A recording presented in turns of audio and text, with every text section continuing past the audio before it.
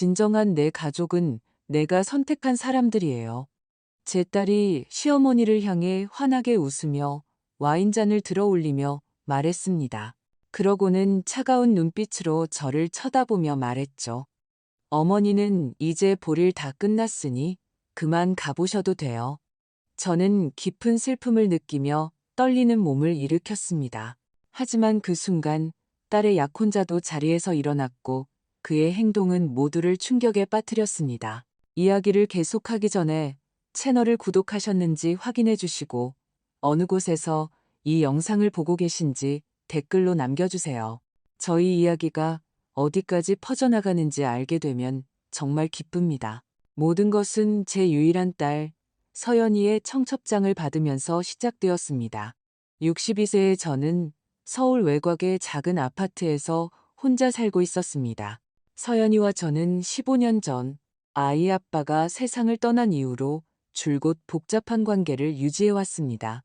딸은 제가 남편 이진우 씨가 살아있을 때 누렸던 생활 수준을 유지해주지 못했다며 항상 저를 원망했습니다. 마치 제가 47세에 과부가 되기를 선택이라도 한 것처럼 말이죠. 저는 서연이가 그토록 원했던 사립대학교 등록금을 대기 위해 두 가지 일을 했습니다. 유학을 보내달라는 딸의 소원을 들어주기 위해 가지고 있던 모든 보석과 결혼 반지까지 팔았습니다. 저는 제 꿈과 필요를 모두 포기하며 딸에게 부족함이 없도록 했습니다. 그리고 몇 년 동안 그것만으로도 딸의 사랑을 얻기에 충분할 것이라고 생각했습니다. 제가 틀렸더군요.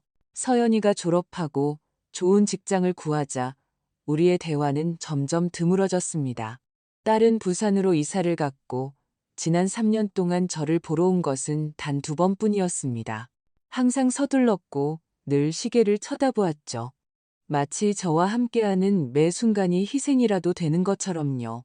그럼에도 불구하고 민준이라는 청년과의 결혼 청첩장을 받았을 때 저는 한 줄기 희망을 느꼈습니다. 어쩌면 이번이 우리가 다시 연결될 기회일지도 모른다고요. 어쩌면 마침내 저를 불완전하지만 헌신적이고 사랑 많은 엄마로 봐줄지도 모른다고 생각했습니다. 저는 거의 한 달치 월급에 해당하는 돈을 들여 10년은 젊어 보이게 하는 남색 원피스를 샀습니다. 어머니가 물려주신 귀걸이와 완벽하게 어울리는 진주 목걸이도 샀죠. 그리고 특별한 선물로 12개월 할부로 결제한 2000 도자기 세트를 고르느라 몇 시간을 보냈습니다. 그날이 우리 사이에 오랜 단절을 지워줄 수 있을 것처럼 모든 세부 사항을 애정을 담아 준비했습니다. 결혼식 날 아침, 예식은 오후 4시에 시작했지만 저는 새벽 5시에 눈을 떴습니다. 너무 불안해서 잠을 이룰 수가 없었죠. 오랫동안 목욕을 하고 정성껏 머리를 손질하고 은은한 화장을 했습니다. 거울을 보니 기대감에 눈이 반짝이는 희망에 찬 여자가 서 있었습니다. 오늘 모든 게 바뀔 거야. 저는 거울 속에 제 자신에게 말했습니다. 오늘 서연이는 진짜 내 모습을 봐줄 거야. 택시는 예식 시작 30분 전에 저를 예식장에 내려주었습니다. 저는 딸이 내라고 말하는 얼굴에 모든 표정을 볼 수 있는 맨 앞줄 좋은 자리를 확보하고 싶었습니다. 흰 꽃과 금색 리본으로 장식된 예식장에 들어서자 심장이 흥분으로 두근거렸습니다. 그때 헤드셋과 메모장을 든 젊은 남자가 제게 다가왔습니다. 실례합니다. 여사님, 성함이 어떻게 되시죠? 박은혜입니다. 신부, 어머니예요. 그는 명단을 확인하고는 미간을 찌푸렸습니다. 아, 네, 여기 있네요.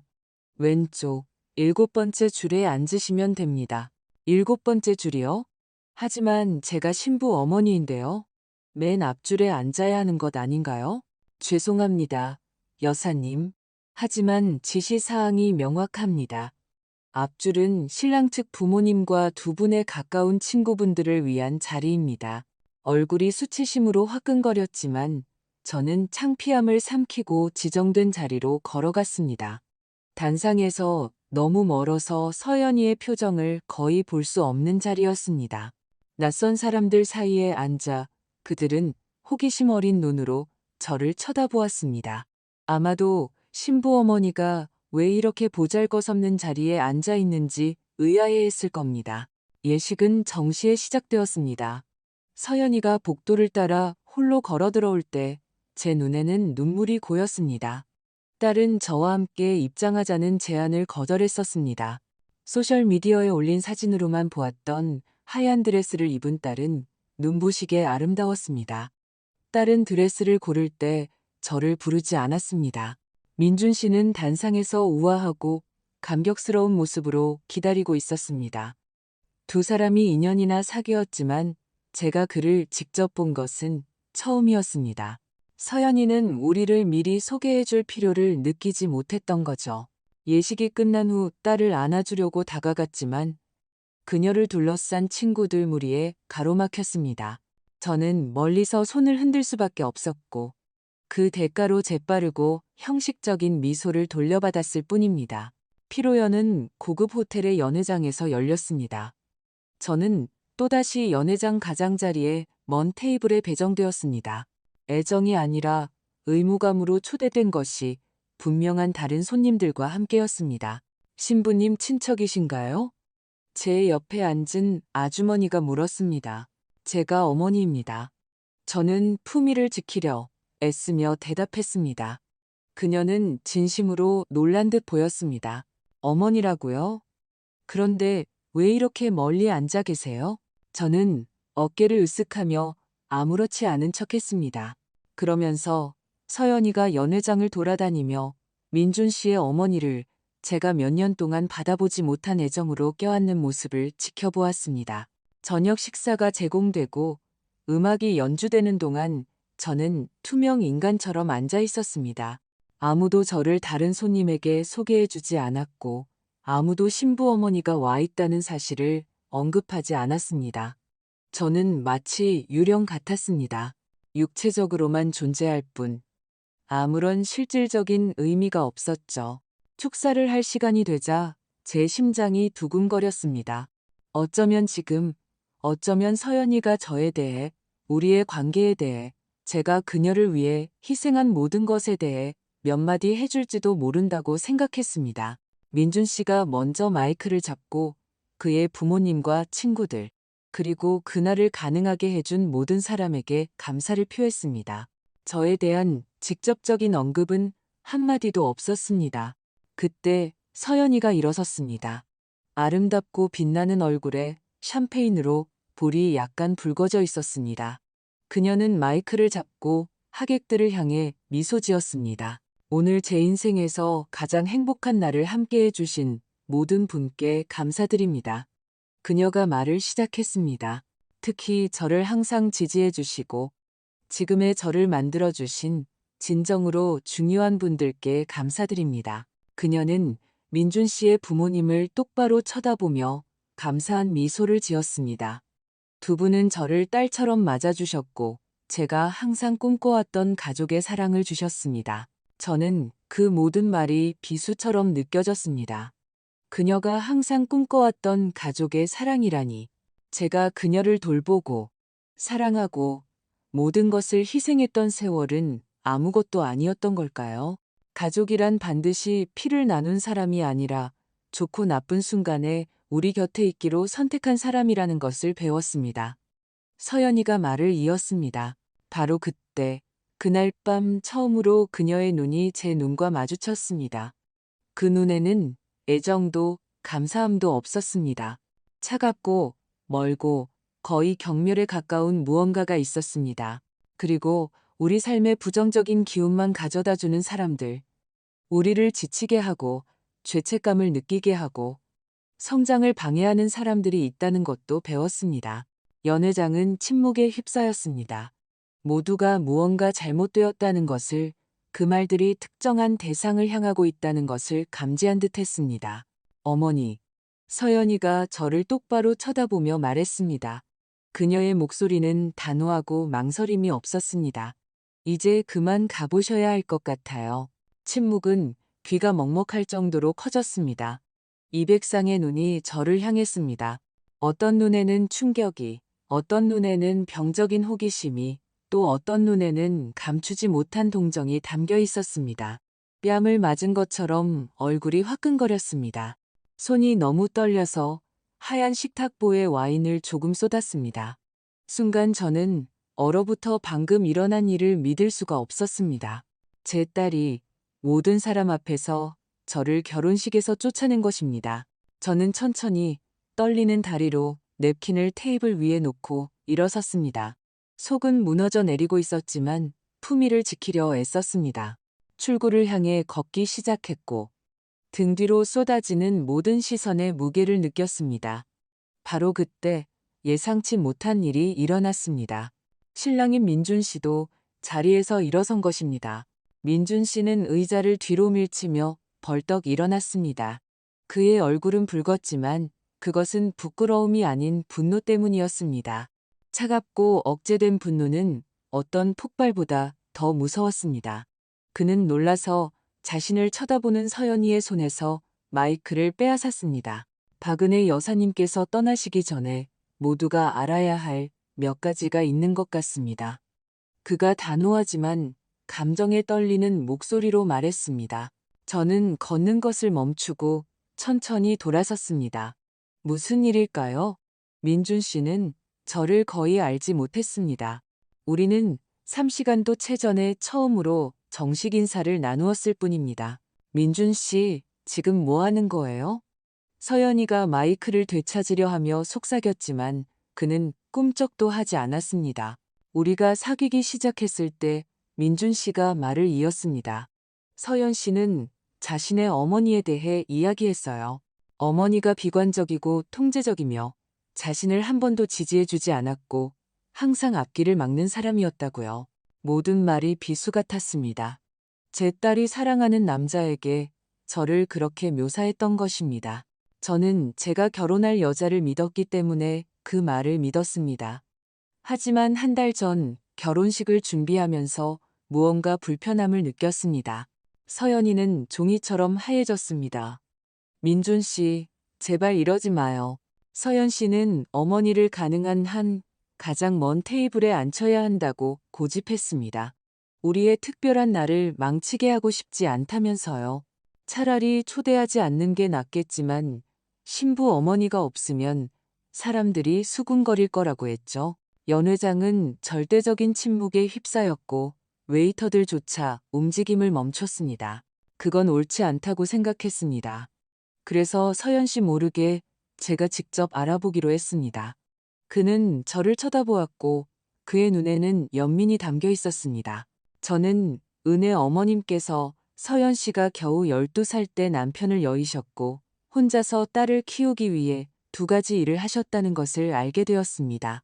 서연 씨가 요구했던 사립대학교 등록금을 내기 위해 집을 파셨고 딸이 미국으로 교환학생을 갈 수 있도록 결혼반지까지 파셨다는 것도요.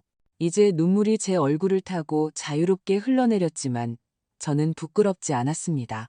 왠지 모르게 민준 씨의 말들이 조금 전에 제가 느꼈던 수치심을 씻어주는 것 같았습니다. 저는 은혜 어머님께서 재혼제의도 있었지만 좋은 엄마가 되는 것이 최우선이라며 거절하셨다는 것을 알게 되었습니다. 어머님께서는 딸의 모든 사진, 모든 추억, 모든 성과를 보물처럼 간직하고 계십니다. 딸이 전화도 거의 받지 않을 때조차도 모두에게 자랑스럽게 서연 씨에 대해 이야기하신다는 것도요. 서연이는 그의 손에서 마이크를 빼앗으려 했지만 민준 씨는 단호했습니다. 그만해요, 민준 씨. 이건 우리 결혼식이라고요. 맞아요, 서연 씨. 이건 우리 결혼식이에요. 그리고 저는 자기 어머니에게 이렇게 잔인한 짓을 할 수 있는 사람과는 결혼할 수 없습니다. 그는 결혼반지를 빼서 조용한 연회장에 울려 퍼지는 소리와 함께 테이블 위에 놓았습니다. 박은혜 여사님, 그가 제 쪽으로 걸어오며 말했습니다. 어머님은 이런 대우를 받으실 분이 아닙니다. 어머님은 굴욕이 아닌 존경과 감사를 받으셔야 합니다. 그는 제 떨리는 손을 잡고 부드럽게 쥐었습니다. 신사숙녀 여러분, 유감스럽게도 이 결혼식은 진행되지 않을 것임을 알려드립니다. 저는 자신의 가족에게 이토록 격려를 표하는 사람과 제 삶을 함께할 수 없습니다. 연회장 안에서 웅성거림이 터져 나왔습니다. 서연이는 얼어붙은 채 서 있었습니다. 하얀 웨딩드레스는 이제 아이러니하게도 어울리지 않아 보였습니다. 그녀의 얼굴은 충격의 창백함과 수치심의 붉은 빛을 오갔습니다. 민준 씨, 그가 멀어지기 시작했을 때 그녀가 소리쳤습니다. 모두 앞에서 나한테 이럴 순 없어요. 그녀 말의 아이러니는 제게도 와닿았습니다. 그것은 바로 그녀가 제게 했던 행동이었습니다. 민준 씨는 마지막으로 그녀를 향해 돌아섰습니다. 당신은 방금 당신 어머니에게 똑같은 짓을 했어, 서연 씨. 차이점은 어머니는 그럴 만한 이유가 없었다는 거고 나는 있다는 거지. 그리고 그는 웅성거림과 충격받은 시선들을 뒤로하고 연회장을 떠났습니다. 저는 어떻게 해야 할지 모른 채 가만히 서 있었습니다. 한편으로는 도망치고 싶었고 그 시선들로부터 벗어나고 싶었습니다. 다른 한편으로는 서연이에게 가서 그녀가 상처받았을 때 항상 그랬던 것처럼 모든 것이 괜찮을 거라고 말해주고 싶었습니다. 하지만 제 안에서 무언가 변했습니다. 저는 몰랐던 힘을 느꼈고 수년간의 죄책감과 자기 희생 아래 묻혀있던 자존감을 느꼈습니다. 천천히 고개를 든 채 저는 출구를 향해 걸어갔습니다. 뛰지도 않았고 숨지도 않았습니다. 마침내 자신의 가치를 깨달은 여자처럼 걸었습니다. 엄마, 서연이의 외침이 허공을 갈랐습니다. 엄마, 제발 가지 마세요. 저는 문 앞에서 멈춰서서 뒤를 돌아보았습니다. 제 딸은 연회장 한가운데 무릎을 꿇고 있었습니다. 웨딩드레스가 그녀 주위에 하얀 웅덩이처럼 펼쳐져 있었고 눈물로 화장이 번진 얼굴은 처참함 그 자체였습니다. 순간 저는 거의 굴복할 뻔했습니다. 항상 그랬던 것처럼 그녀를 위로하고 책임을 떠안고 제 자신을 희생해서 그녀의 세상을 다시 완벽하게 만들어주기 위해 돌아갈 뻔했습니다. 하지만 그러지 않았습니다. 네가 정말 내 딸이 되고 싶을 때 어디로 와야 하는지 알잖아. 저는 제 목소리 같지 않은 차분하고 강하며 단호한 목소리로 말했습니다. 하지만 더 이상 내 사랑을 구걸하지는 않을 거야, 서연아. 거저 주어졌어야 할 것에 대해 너무 비싼 대가를 치렀으니까. 그리고 저는 연회장에 설치된 혼돈을 뒤로하고 밤속으로 걸어나갔습니다. 저는 호텔 정원의 벤치에 앉아 신선한 밤 공기를 깊이 들이마셨습니다. 몇 년 만에 처음으로 가슴에 얹힌 무게 없이 숨을 쉴 수 있는 것 같았습니다. 전화벨이 울렸습니다. 언니 은주였습니다. 제가 함께 가자고 초대한 유일한 가족이었지만 독감 때문에 오지 못했습니다. 은혜야, 결혼식은 어땠어? 결혼식은 없었어. 제 목소리에 평온함에 놀라며 대답했습니다. 그게 무슨 말이야? 긴 이야기야. 언니, 나 좀 데리러 와줄 수 있어? 오늘 밤 지낼 곳이 필요해. 물론이지. 지금 바로 나갈게. 괜찮은 거야? 저는 대답하기 전에 잠시 생각에 잠겼습니다. 괜찮았습니다. 저는 방금 제 인생에서 가장 극심한 공개적 굴욕을 겪었습니다. 제 유일한 딸과의 관계는 산산조각 났습니다. 그럼에도 불구하고, 언니, 나 괜찮은 것 같아. 오랜만에 정말로 괜찮은 것 같아. 언니의 차가 호텔 입구에 멈춰섰을 때 저는 눈물로 얼룩진 얼굴을 한 채 아직 웨딩드레스를 입고 있는 서연이가 나오는 것을 보았습니다. 그녀는 제 쪽으로 달려왔습니다. 엄마, 제발 저를 이렇게 버리지 마세요. 제가 끔찍한 실수를 했어요. 용서해 주세요. 저는 그녀를 오랫동안 바라보았습니다. 이 아이는 제 딸이었습니다. 제가 품에 안고 자장가를 불러주었고 모든 것을 희생했던 아이. 하지만 또한 몇 년 동안 저를 귀찮은 존재로 취급했고 200명 앞에서 저를 모욕했으며 자신의 완벽한 세상이 무너졌기 때문에 이제야 제 용서를 구하는 여자이기도 했습니다. 서연아, 제가 차분하게 말했습니다. 내 인생에서 처음으로 이건 내 얘기가 아니야. 이건 나에 대한 이야기야. 내가 무엇을 필요로 하는지, 내가 무엇을 받을 자격이 있는지에 대한 거야. 제가 뭘 어떻게 하길 바라세요? 아무것도, 서연아. 정말 아무것도. 그리고 네가 이해해야 할 것이 바로 그거야. 처음으로 나는 내 문제를 해결해 주거나 내 기분을 좋게 해주거나 내가 결코 인정하지 않았던 완벽한 엄마가 되기 위해 여기 있는 게 아니야. 하지만 엄마가 필요해요. 그녀가 흐느꼈습니다. 민준 씨가 절 떠났어요. 모두가 수군거려요. 저는 망신당했어요. 이제 어떤 기분인지 알겠구나. 저는 서연이가 창문을 통해 계속 애원하는 동안 언니의 차에 올라타 문을 닫았습니다. 언니가 걱정스럽게 저를 쳐다보았습니다. 정말 이렇게 해도 괜찮겠어? 쟤 완전히 망가진 것 같은데. 쟤는 살아남을 거야. 저는 제 목소리의 단호함에 스스로 놀라며 대답했습니다. 내가 15년간의 경멸과 방치를 견뎌냈던 것처럼 말이야. 우리가 멀어지면서 저는 백미러를 통해 보도 위에 홀로 서 있는 서연이의 모습을 보았습니다. 호텔 불빛 아래 그녀의 하얀 드레스가 유령처럼 보였습니다. 제 마음 한구석은 그녀 때문에 아팠지만 매 순간 커져가는 다른 한구석은 이별이 저뿐만 아니라 그녀를 위해서도 필요하다는 것을 알고 있었습니다. 새로운 박은혜의 시작. 언니 집에 아늑한 부엌에 앉아 캐모마일 차를 앞에 두고 저는 모든 이야기를 털어놓았습니다. 언니는 분노와 자부심 사이를 오갔습니다. 네가 걔를 위해 모든 걸 희생했는데 어떻게 너한테 그럴 수가 있어? 가장 놀라운 건 제가 차를 저으며 생각에 잠겨 말했습니다. 내가 얼마나 나쁜 대우를 받고 있었는지 전혀 깨닫지 못했다는 거야. 나는 내 딸을 사랑한다는 것이 당연히 경멸받는 것을 의미하는 것처럼 내가 받을 만한 대우인 것처럼 모든 것을 받아들였어. 너는 어릴 때부터 항상 그랬어. 은혜야. 항상 다른 사람을 먼저 생각하고 항상 책임을 떠안고 항상 다른 사람들의 소원을 위해 네 욕구를 희생했지. 저는 호기심에 언니를 쳐다보았습니다. 그게 사실이야? 엄마가 아프셨을 때 기억나? 너 17살이었잖아. 엄마 간호하려고 대학 포기했지. 내가 계속 공부할 수 있도록 간호사가 되겠다는 내 꿈을 버렸잖아. 그게 옳은 일이었어. 언니가 더 어렸잖아.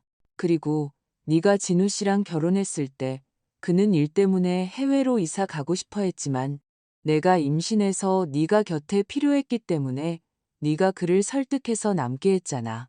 저는 그런 일들을 그런 식으로 생각해 본 적이 없다는 사실에 놀라 미간을 찌푸렸습니다. 나는 그냥 누구나 할 법한 일을 했을 뿐이야. 아니, 은혜야. 너는 항상 하던 일을 한 거야. 다른 사람의 행복을 위해 네 행복을 희생한 거지. 그리고 최악은 많은 경우 사람들이 그런 희생을 알아차리지도 못하거나 고마워하지도 않는다는 거야. 서연이처럼 말이야. 우리는 그 말들이 스며들도록 잠시 침묵했습니다. 이제 어떻게 할 거야? 언니가 마침내 물었습니다. 모르겠어. 저는 인정했습니다. 내 인생에서 처음으로 계획이 없어. 상황을 어떻게 수습할지, 어떻게 하면 서연이 기분을 좋게 해줄지 생각하고 있지 않아. 이제 너 자신에 대해 생각할 때가 된 것 같아. 너는 뭘 원해? 은혜야. 서연이를 위해서도, 나를 위해서도, 다른 누구를 위해서도 말고, 너 자신을 위해 뭘 원하냐고. 그 질문은 저를 당황하게 했습니다. 제가 무엇을 원할까요? 너무 오랫동안 다른 사람들의 필요에 맞춰 살아와서 제 자신의 욕구를 갖는다는 것을 상상하기조차 어려웠습니다. 모르겠어. 저는 이상하게 연약함을 느끼며 마침내 말했습니다. 알아낼 시간은 충분해. 필요한 만큼 여기 있어도 돼. 그날 밤 언니 집 손님방 침대에 누워 저는 일어난 모든 일에 대해 생각했습니다. 굴욕감, 그렇습니다. 하지만 또한 저를 거의 알지도 못하면서 제 가치를 알아봐준 남자, 민준 씨의 놀라운 개입도 있었습니다. 그리고 더 중요하게는 어쩌면, 아주 어쩌면, 제가 그때까지 받아들였던 것보다 더 많은 것을 받을 자격이 있다는 깨달음이었습니다. 저는 그런 생각들을 안고 잠이 들었고 몇 년 만에 처음으로 서연이에 대한 꿈을 꾸지 않았습니다. 대신 저는 한 번도 탐험해보지 못했던 꿈과 가능성으로 가득 찬 더 젊은 제 자신의 꿈을 꾸었습니다. 다음 날 아침, 저는 이상한 가벼움을 느끼며 잠에서 깼습니다. 마치 몇 년 동안 짊어지고 있던 무게가 어깨에서 사라진 것 같았습니다. 부엌에서 언니가 커피를 내리고 있었습니다. 좋은 아침. 그녀가 저를 보고 미소 지으며 말했습니다. 기분은 어때? 달라. 저는 솔직하게 대답했습니다. 마치 전에는 고려해 본 적 없는 가능성들이 생긴 것 같아. 바로 그렇게 느껴야 해. 인생은 끝나지 않았어, 은혜야. 사실 너에게는 이제 막 시작일지도 몰라. 우리가 커피를 마시는 동안 제 휴대폰은 계속 울렸습니다. 서연이의 끈질긴 전화였습니다. 5번째 전화가 온 후 저는 휴대폰을 무음으로 설정하기로 했습니다. 안 받을 거야? 언니가 물었습니다. 응, 오늘은 아마 며칠 동안은 안 받을 거야. 생각할 시간이 필요해. 내가 뭘 하고 싶은지 이해할 시간이. 그럴 만도 하지. 처음으로 네가 그 관계를 통제하고 있는 거야. 걔가 아니라. 서연이의 전화는 곧 문자 메시지로 바뀌었습니다. 처음에는 절박한 애원이었습니다. 엄마, 제발 전화 좀 받으세요. 저 너무 힘들어요. 엄마 없이는 어떻게 해야 할지 모르겠어요. 그 다음에는 비난이 이어졌습니다. 제가 가장 필요할 때 저를 버리시는군요. 어떤 엄마가 그래요? 마지막 문자는 저를 씁쓸하게 웃게 만들었습니다. 어떤 딸이 공개적으로 자기 엄마를 모욕하고는 엄마가 달려와서 모든 것을 해결해 주길 기대할까? 저는 언니에게 메시지를 보여주며 말했습니다. 그런 행동이 용납된다고 배운 딸이지. 언니가 현명하게 대답했습니다. 너는 항상 서연이를 최우선으로 생각했어, 은혜야. 걔가 그럴 자격이 없을 때조차도 말이야. 그것은 사실이었습니다. 진우 씨가 죽은 후로 저는 제 자신의 필요와 욕구를 소홀히 한 채 온전히 서연이에게 헌신했습니다. 그렇게 함으로써 저는 딸에게 제 사랑이 무조건적이라는 것을 가르쳤습니다. 제가 어떻게 대우받든 저는 항상 그 자리에 있을 것이고 항상 용서할 것이며 항상 제 필요보다 딸의 필요를 우선시할 것이라고요. 언젠가 걔를 용서할 수 있을지 모르겠어. 저는 그런 생각에 죄책감을 느끼며 고백했습니다. 용서는 중요해, 은혜야. 하지만 내 존엄성을 희생하면서까지는 아니야.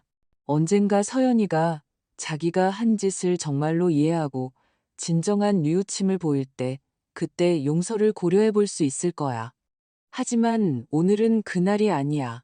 저는 다음 주를 언니 집에서 감정적으로 회복하며 보냈습니다. 서연이는 점점 더 절박하게 전화하고 메시지를 보냈습니다. 어떤 순간에는 제 결심이 흔들리는 것을 느꼈습니다. 결국 그녀는 제 딸이었고 제 유일한 딸이었습니다. 하지만 포기하려 할 때마다 저에게 떠나라고 말하던 그녀의 얼굴 표정을 떠올렸습니다. 그것은 순간적인 분노가 아니었습니다. 계획되고 계산된 행동이었습니다. 그녀는 의도적으로 저를 먼 테이블에 앉혔고 모든 준비 과정에서 저를 의도적으로 배제했으며 그리고 모두 앞에서 저를 모욕하기 위해 그 순간을 선택했던 것입니다.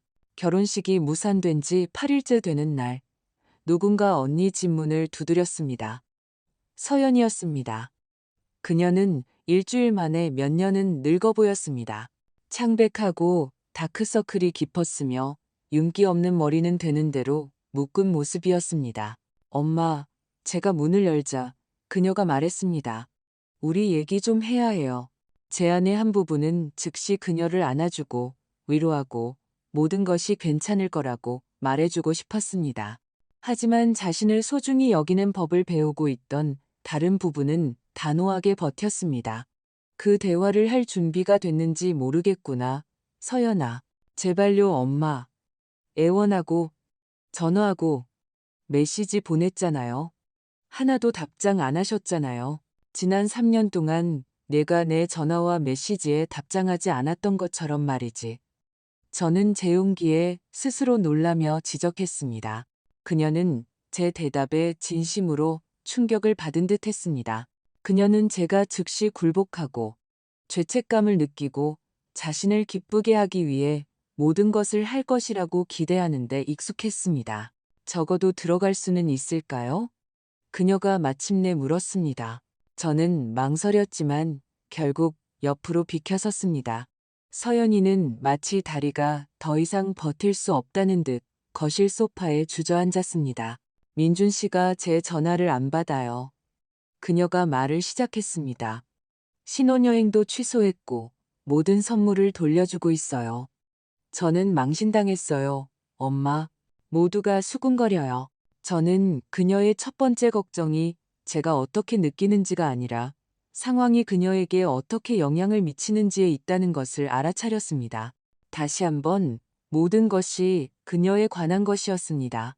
내가 어떻게 느꼈을 것 같니? 서연아? 네가 모두 앞에서 나를 내 결혼식에서 쫓아냈을 때 말이야. 그녀는 눈을 내리깔았습니다. 제가 잘못했어요. 제가 한 짓은 끔찍했어요. 왜? 제가 느끼지 못하는 평온함으로 물었습니다.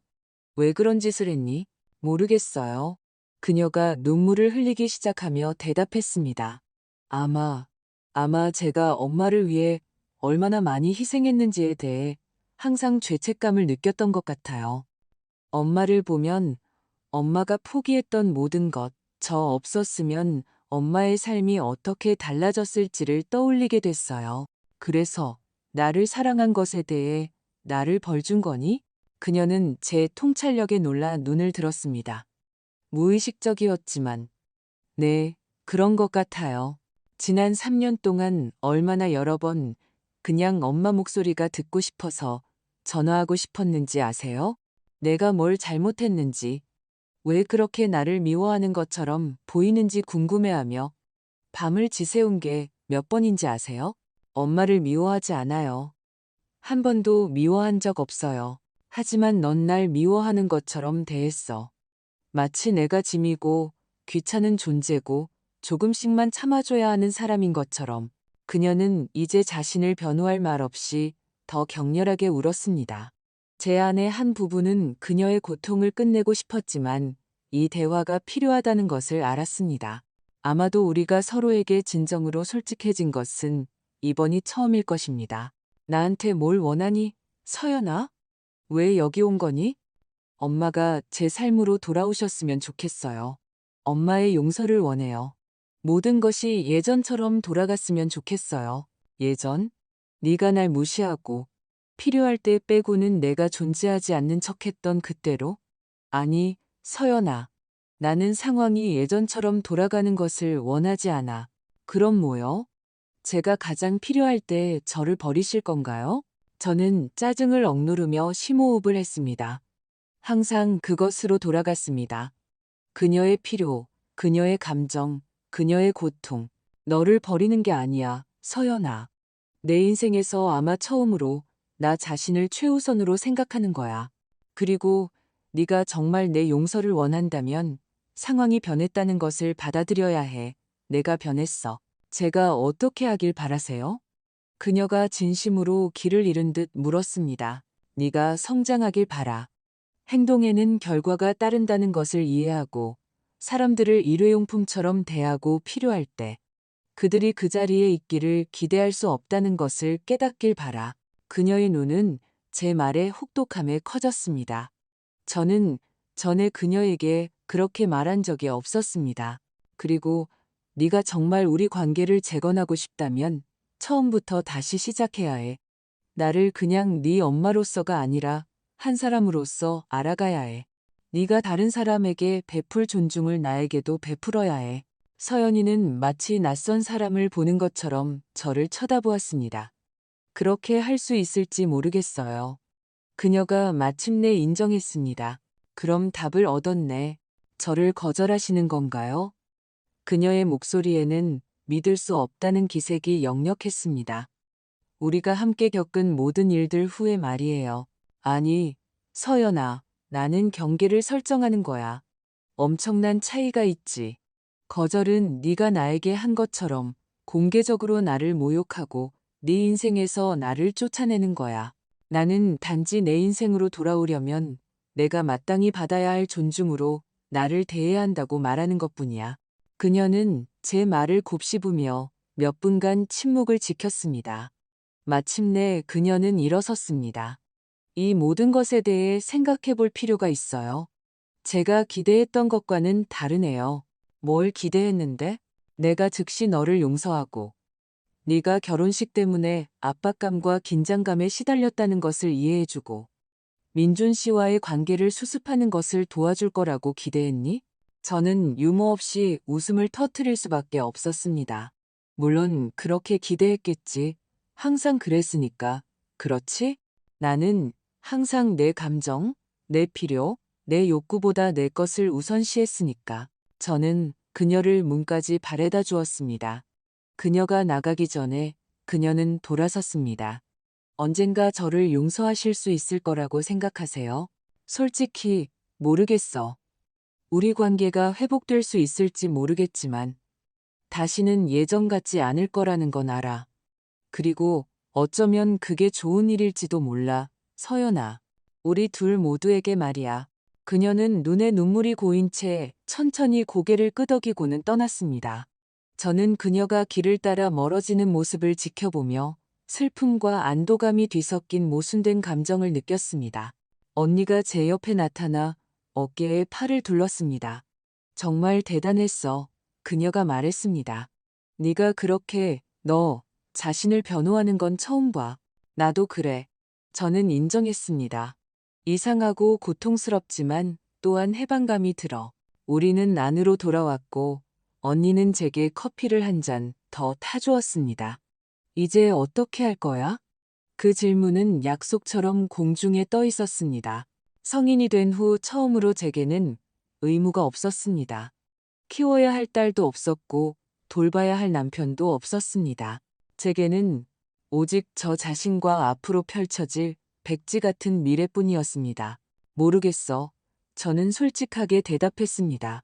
하지만 이제 서연이 엄마 말고 박은혜가 누구인지 알아볼 때가 된 것 같아. 다시 봄센터.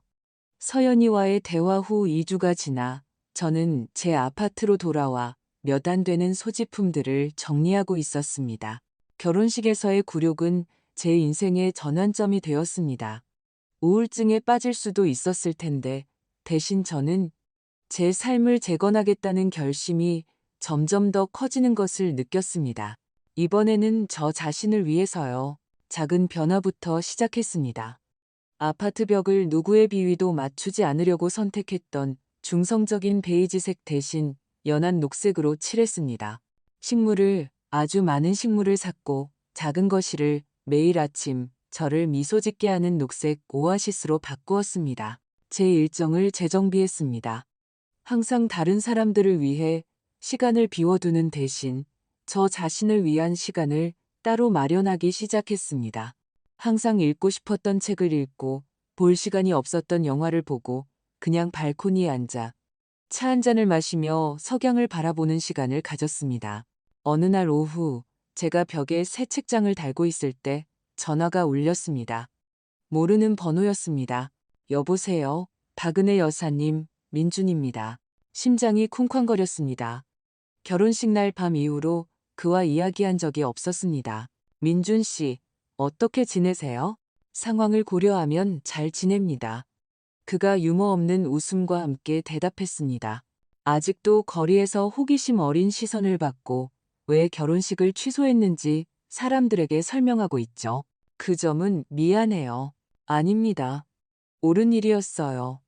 사실 감사 인사를 드리려고 전화했습니다. 저에게 감사하다고요? 네.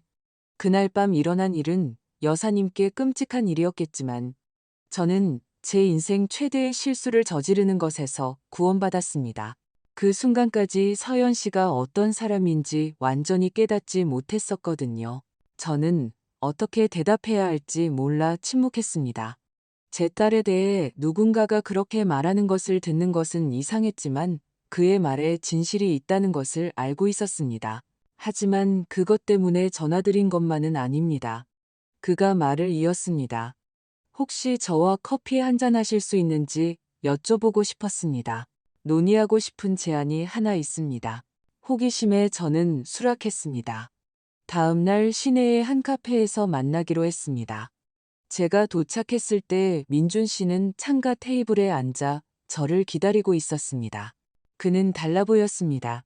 더 야위었고 전에는 없던 수염이 났지만 또한 짐을 내려놓은 듯 더 가벼워 보였습니다. 박은혜 여사님. 그가 저를 맞이하며 일어섰습니다. 와주셔서 감사합니다. 그냥 은혜라고 불러주세요. 제가 앉으며 대답했습니다. 우리가 겪은 일을 생각하면 격식은 불필요한 것 같아요. 그가 미소 지었습니다. 그럼 은혜님, 어떻게 지내셨어요? 놀랍게도 잘 지냈어요. 저는 인정했습니다. 공개적으로 망신을 당한 후에 이런 말을 할 줄은 몰랐지만 왠지 모르게 자유로워진 기분이에요. 제가 쓰고 있는지도 몰랐던 가면을 벗은 것 같아요. 민준 씨는 이해한다는 듯 고개를 끄덕였습니다. 완벽하게 이해합니다. 저도 같은 기분이에요. 마치 거짓과 공허한 약속의 삶에서 간신히 탈출한 것 같아요. 우리는 지난 몇 주 동안 우리의 삶이 어떻게 변했는지에 대해 한동안 이야기했습니다. 민준 씨는 신혼여행을 취소한 후 일에 복귀했고 치료의 한 형태로 새로운 프로젝트에 몰두하고 있다고 말했습니다. 사실 제가 이야기하고 싶은 것도 그 프로젝트 중 하나에 관한 것입니다. 그가 마침내 배낭에서 폴더를 꺼내며 말했습니다. 저는 건축가입니다. 아시겠지만요. 그리고 지난 몇 년 동안 주로 상업 프로젝트를 해왔지만 항상 다른 꿈이 있었습니다. 그는 폴더를 열어넓고 아늑한 건물의 청사진과 그림을 보여주었습니다. 내부 정원과 자연광이 많이 들어오는 큰 창문이 있었습니다. 이곳은 다시 봄센터입니다. 그가 설명했습니다. 가족에게 버림받거나 학대받은 노년 여성을 위한 공간입니다. 그들이 삶을 재건하고 새로운 재능을 발견하고 친구를 사귀고 무엇보다 자존감을 회복할 수 있는 곳이죠. 저는 그림들을 보며 세부적인 묘사와 그것들이 만들어진 명백한 애정에 감명을 받았습니다. 아름답네요, 민준 씨. 그런데 왜 저에게 이걸 보여주시는 거죠? 이 프로젝트의 파트너가 되어주셨으면 해서요. 저는 몇 번 눈을 깜빡이며 잘못 들었다고 확신했습니다. 제가 파트너요? 하지만 저는 건축이나 이런 센터 운영에 대해 아무것도 몰라요. 하지만 여사님은 그 여성들이 어떻게 느끼는지 정확히 알고 계십니다. 그가 부드럽게 대답했습니다.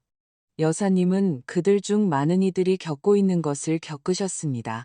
게다가 여사님께는 영감을 주는 내면의 힘이 있습니다. 그날 밤 여사님께서 품위를 지키셨던 방식, 지금 삶을 재건하고 계신 방식은 바로 그 여성들에게 필요한 모델입니다. 저는 너무 감격해서 즉시 대답할 말을 잃었습니다. 지금 약속을 해달라는 건 아닙니다. 민준 씨가 말을 이었습니다. 그냥 이 아이디어를 고려해 보시라는 겁니다. 저와 함께 건물을 지으려는 부지를 방문해 보세요. 이미 프로젝트에 참여하고 있는 몇몇 사람들과 이야기를 나눠보세요. 여사님과 공감대가 형성되는 일인지 확인해 보세요. 왜 저죠? 제가 마침내 물었습니다.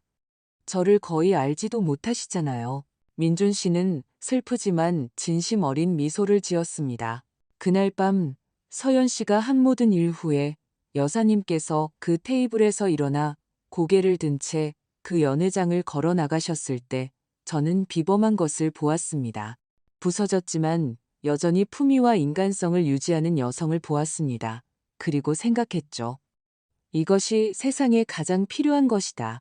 이것이 내가 내일로 지지하고 싶은 것이다라고요. 저는 민준 씨의 폴더를 팔에 끼고 가능성으로 들끓는 마음으로 그 카페를 나섰습니다. 다시 봄센터는 꿈처럼 보였습니다. 단지 건물이 아니라 제가 소중히 여기기 시작한 모든 것, 즉 자존감, 독립, 진정한 연결의 상징이었습니다. 다음 주 민준 씨는 저를 부지로 데려갔습니다. 도시 외곽의 넓은 공간으로 나무로 둘러싸여 있고 산의 경치가 숨막히게 아름다웠습니다. 여기가 정문이 될 겁니다.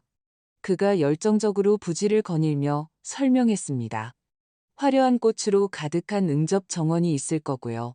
저 뒤에는 여성들이 치료 목적으로 그리고 수입원으로 채소와 꽃을 재배할 수 있는 온실이 있을 겁니다. 훌륭하네요. 저는 그곳이 생명과 목적으로 가득 찬 완성된 모습을 상상하며 말했습니다. 초기 자금은 이미 확보되었습니다. 그가 말을 이었습니다. 사회적 명분을 지지하는 투자자 덕분이죠. 하지만 우리는 그 여성들의 필요를 진정으로 이해하고 프로그램과 활동을 계획하고 진정한 커뮤니티를 만드는데 도움을 줄 수 있는 사람이 필요합니다. 그리고 제가 그걸 할 수 있다고 생각하시는 건가요? 확신합니다. 여사님은 인생 경험과 공감 능력, 그리고 이제 새로운 시작에 대한 새로운 관점을 가지고 계십니다. 우리가 도시로 돌아오는 동안 민준 씨는 자신의 이야기에 대해 더 많이 들려주었습니다. 어떻게 어린 나이에 어머니를 잃고 할머니 손에 자랐는지, 할머니는 남편의 유기와 사회의 편견에 맞서 손자를 혼자 키운 강한 여성이었다고 했습니다. 5년 전 할머니가 돌아가셨을 때 저는 할머니 같은 여성들을 기리는 무언가를 하겠다고 스스로에게 약속했습니다. 아무것도 바라지 않고 모든 것을 내어주는 여성들, 필요할 때 강해지는 여성들, 세상이 그들을 경멸할 때조차도 품위를 지키는 여성들을요. 할머니께서 자랑스러워 하실 거예요. 저는 그의 이야기에 진심으로 감동하여 말했습니다.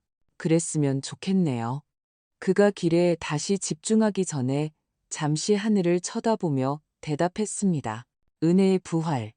그 후 몇 주 동안 저는 몇 년 만에 느껴보지 못한 열정으로 프로젝트에 몰두했습니다.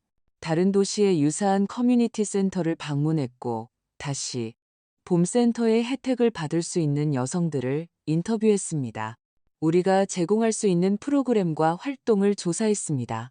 저는 제가 가지고 있는 줄도 몰랐던 재능들을 발견했습니다.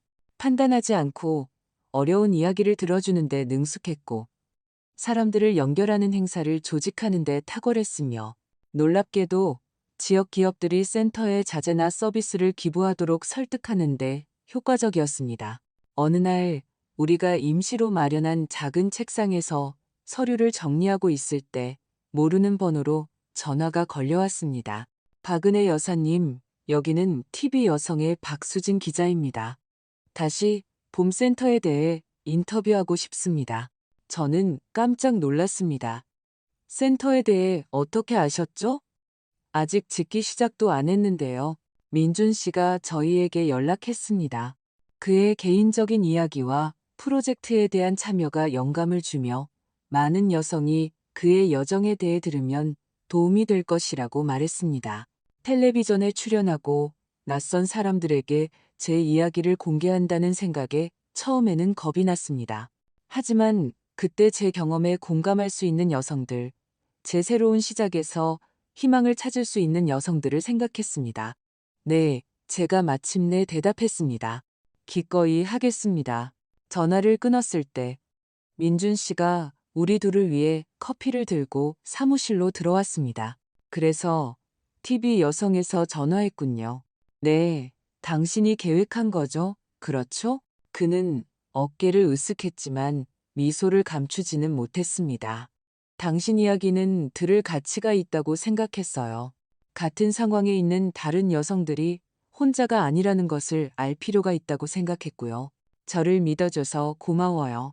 다시 믿을 이유를 줘서 고마워요. 인터뷰는 2주 후로 잡혔습니다. 옷을 고르고 할 말을 연습하고 긴장을 조절하려고 애쓰면서 준비하는 동안 저는 짧은 시간 안에 제가 얼마나 많이 변했는지 깨달았습니다. 그 결혼식에서 굴욕을 당했던 여자, 마치 자기가 마땅히 받아야 할 것처럼 자기 딸의 격려를 받아들였던 여자는 더 이상 존재하지 않았습니다. 대신 더 강하고 자신의 가치를 더 잘 알고 자신을 변호하고 다른 여성들을 돕기 위해 손을 내밀 수 있는 누군가가 있었습니다. 인터뷰 전날 밤, 저는 서연이에게서 메시지를 받았습니다. 언니 집에서 나눈 대화 이후 처음으로 연락이 온 것이었습니다. 엄마, 내일 TV에 나오신다고 은주 이모한테 들었어요. 그냥 엄마가 자랑스럽다고 말하고 싶었어요. 엄마가 제안하신 대로 아직 저 자신을 돌아보고 있어요. 언젠가 다시 이야기할 수 있었으면 좋겠어요. 사랑을 담아 서연이가. 저는 오랫동안 메시지를 바라보며 여러 감정이 뒤섞이는 것을 느꼈습니다. 잃어버린 시간에 대한 슬픔, 미래에 대한 한 줄기 희망, 하지만 무엇보다도 평화로운 느낌. 앞으로 서연이의 길이 어찌 되든 저는 제 길을 가고 있었습니다. 그리고 처음으로 그 길이 바로 제가 있어야 할 곳이라고 느꼈습니다.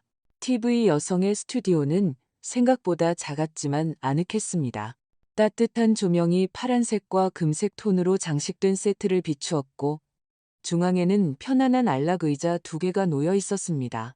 진행자인 50대 여성 김소영 씨는 친절한 눈과 따뜻한 미소로 저를 안아주며 맞이했습니다. 은혜님, 만나서 반갑습니다. 당신의 이야기와 다시 봄센터에 대해 읽고 시청자들과 이 이야기를 공유하게 되어 매우 기쁩니다. 저는 지정된 안락의자에 앉아 손의 떨림을 억제하려고 애썼습니다.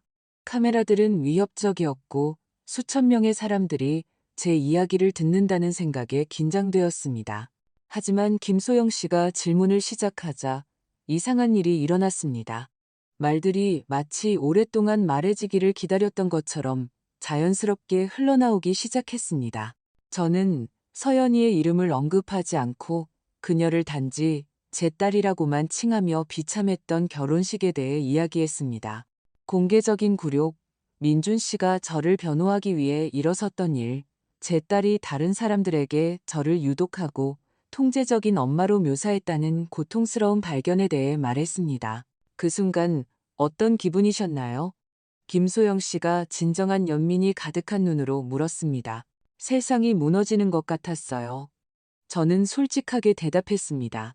제가 했던 모든 희생, 제가 주었던 모든 사랑이 아무 가치가 없는 것처럼, 제가 보이지 않고 버려질 수 있는 존재인 것처럼 느껴졌어요.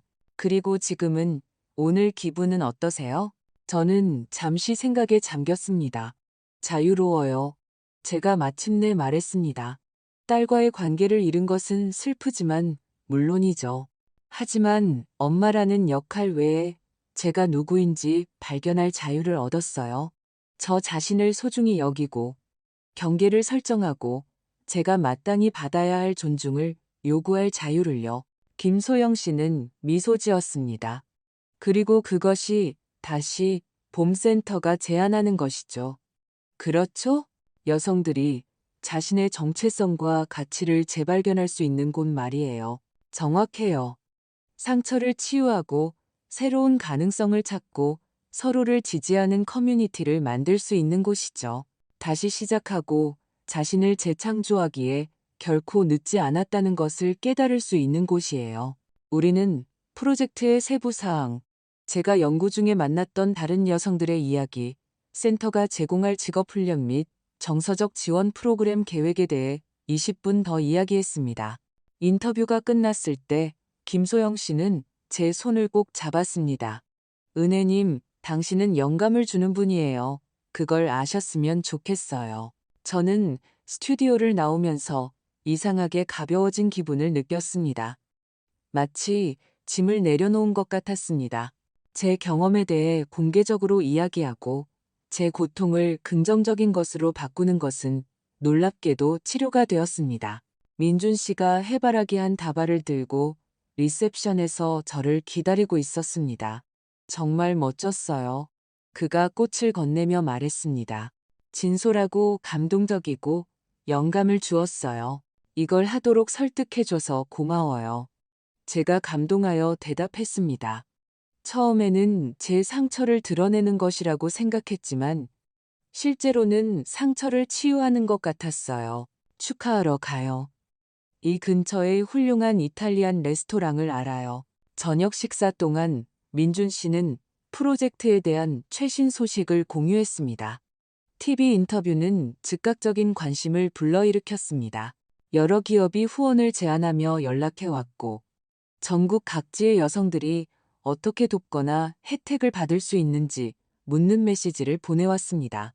우리는 처음에 상상했던 것보다 훨씬 더 큰 무언가를 만들고 있어요. 그가 감탄하며 말했습니다. 그리고 그 대부분은 당신 덕분이에요. 저요? 하지만 프로젝트는 당신 것이잖아요. 저를 만나기 전부터 모든 것을 계획하고 있었잖아요. 네, 하지만 당신이 생명을 불어넣었어요. 당신의 이야기, 다른 여성들과 소통하는 방식, 고통을 목적으로 바꾸는 능력이 다시 봄센터를 특별하게 만들고 있어요. 저는 그의 진심 어린 인정에 감동하여 말을 잃었습니다. 그토록 많은 고통 속에서 제가 그토록 의미 있는 것을 찾았다는 것이 이상하게 느껴졌습니다. 인터뷰 후 2주가 지나 다시 봄센터의 건설이 공식적으로 시작되었습니다.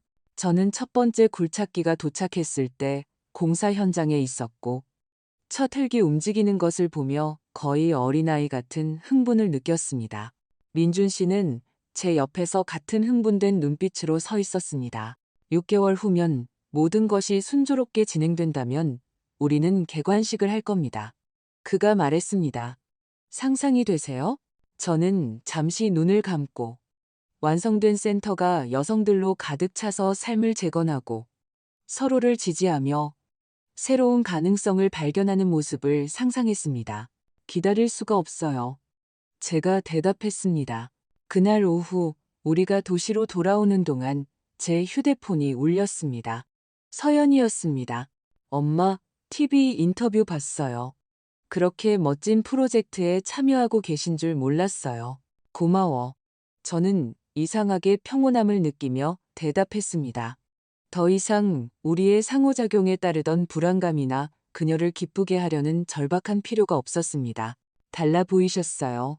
더 자신감 있고 더 엄마 자신 같았어요. 왠지 모르게 달라진 기분이야. 저는 인정했습니다. 나 자신과 나에게 정말 중요한 것과 더 연결된 기분이야. 전화기 저편에서 잠시 침묵이 흘렀습니다. 엄마, 시간이 필요하다고 하셨던 거 알아요. 그리고 이해해요. 하지만 그냥 이야기라도 나눌 수 있을지 만나 뵐 수 있을까요? 저는 잠시 생각했습니다.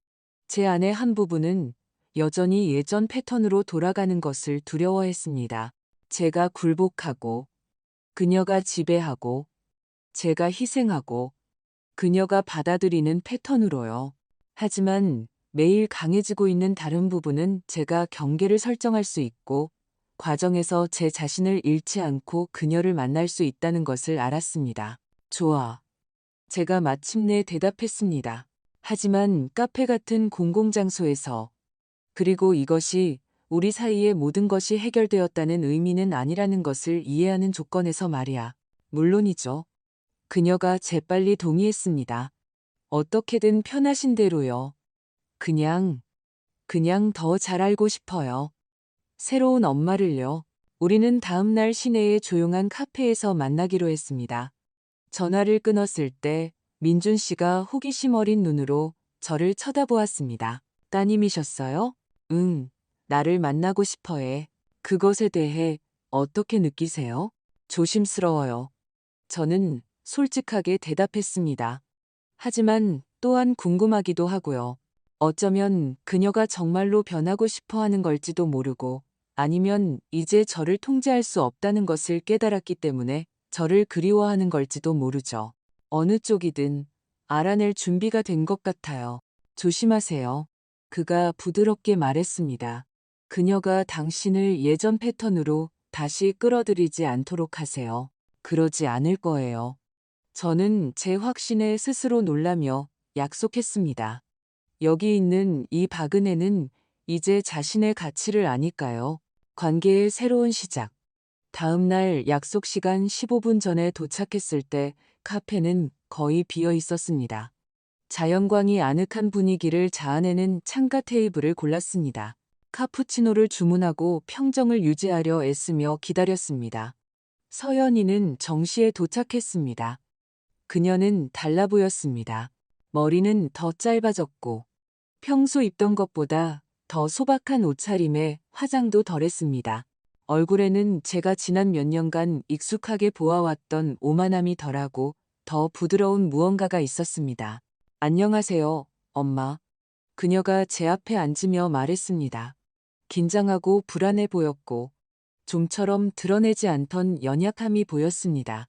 안녕, 서연아. 잘 지내니? 견디고 있어요. 그녀가 작은 미소와 함께 대답했습니다. 지난 몇 달이 쉽지 않았어요. 그럴 거라고 생각해. 좋아 보이시네요. 그녀가 저를 유심히 관찰하며 말했습니다. 뭔가 다른 빛이 나요. 그런 것 같아. 저는 동의했습니다. 목적을 발견하고 다른 여성들의 삶에 변화를 주고 있다는 것을 느끼는 것이 변화를 가져왔어. 웨이트리스가 다가왔고 서연이는 차를 주문했습니다. 다시 우리만 남았을 때 그녀는 마치 용기를 내는 것처럼 심호흡을 했습니다. 엄마, 드릴 말씀이 있어요.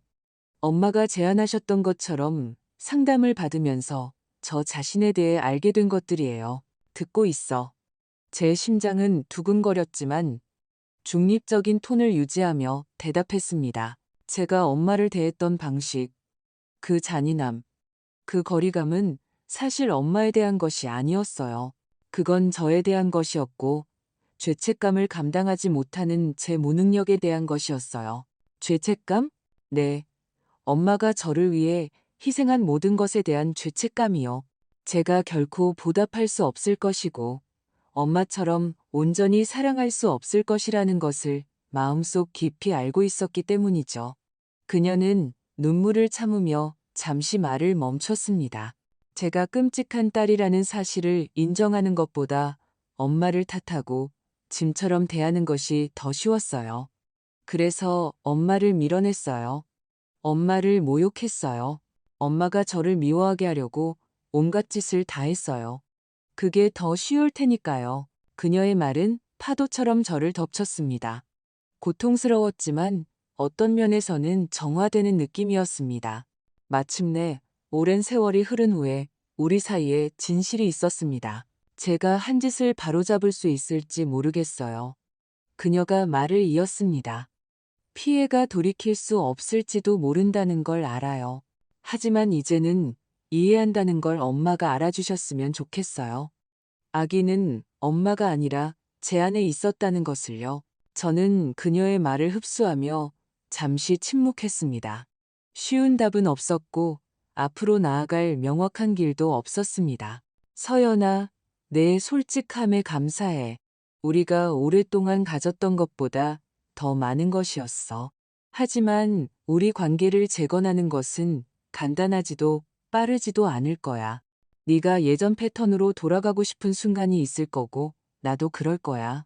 그리고 예전처럼 될 거라고 약속할 수는 없어.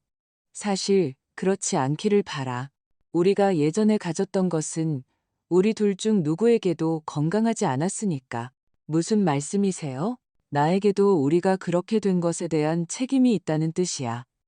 나는 내가 더 이상 받을 자격이 없다고 믿었기 때문에 네가 나를 함부로 대하는 것을 허용했어.